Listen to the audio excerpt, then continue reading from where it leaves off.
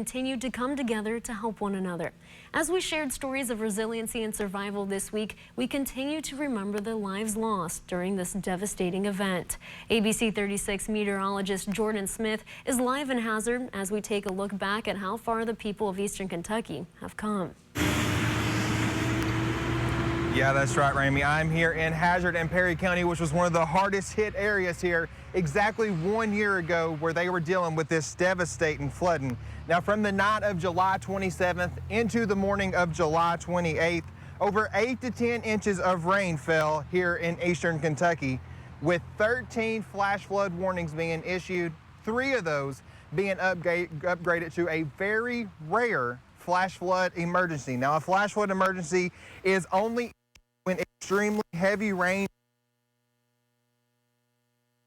and catastrophic damage. Now, these are very life-threatening warnings, and the fact that 3 of those were issued here in Eastern Kentucky for one event really just says a lot. Now, people's life was being washed away piece by piece as they sat there hopelessly, watched it all unfold in front of their eyes, watched everything that they had built for their entire life just be washed away.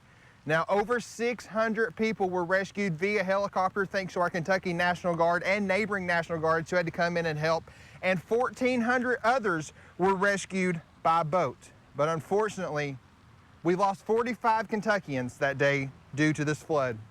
But over the last year, we have seen Kentuckians and the entire nation come together as one and unite to help families get back on their feet. Now, over the last couple of weeks, I've had the pleasure to kind of travel around Eastern Kentucky, hear many stories of resilience, dedication, and perseverance from people as they try to come back from this awful event. And let me tell you, our people here in Kentucky are some very strong people. I have shed many tears with them over the last couple of weeks. I have smiled with them, I've hugged their necks, and I've also shared some laughs with them as we have looked back over the last year. Now, also last week, I traveled to Frankfort and I spoke with several members of the Kentucky National Guard about their heroic efforts during the flood, how they felt during it all, and how it has prepared them for future natural disasters here in Kentucky. Take a listen. I got a call early that morning between 4:30, 5:30, something like that, to give us a heads up that there was extreme flooding going on in Eastern Kentucky. I volunteered for this mission because it's something bigger than myself. That's something that I always like to attach myself to. So when I got that call, it was very, very easy to answer that call. It was a flood like I'd never seen. I've been doing this for 16 years now. We were getting phone calls from people who had lost touch with their loved ones, and they were just trying to make sure they were okay, so we were fulfilling those health and welfare checks. They were calling out patients for us to pick up, or victims, picking them up, and then just kept going, kept going. So from Kentucky, I believe we were using 4 helicopters, which was not enough based on the damage, the severity of the rains. The governor reached out to the governors of Tennessee and the governor of West Virginia. I believe it was 3 from West Virginia and 4 from Tennessee that within an hour of our request were on their way down here. It was difficult seeing the devastation that was down there. It was also uplifting to see those who had suffered the floods and still remained in such positive and high spirits. Very, very humbled by the work that we've done in Eastern Kentucky. Anytime that we can aid in bringing those lost souls back to their families, that way they can have good closure, is a plus.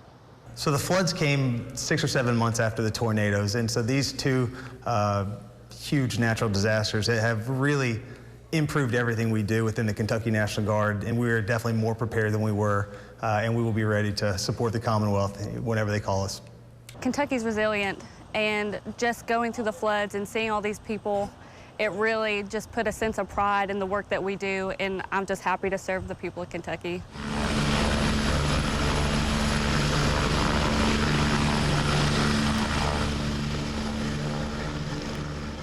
So let's all join me in thanking those heroic men and women who went out to risk their lives so they could save as many Kentuckians as they can. Now, I also spoke with Governor Andy Beshear last week, and he tells me that even though it's just been a year, he will not forget about those folks here in Eastern Kentucky. He will remember you. The state is still going to do everything they can in their power to get each and every person back in a home each business back on their feet, because he knows that, yes, this may have tore portions of Eastern Kentucky apart, but we will get through it together. And you know, I've seen a lot here personally, being a meteorologist, and everybody in Kentucky, from the Western Kentucky tornadoes just a year and a half ago to this deadly Eastern Kentucky flood here in Kentucky, again, a year ago today.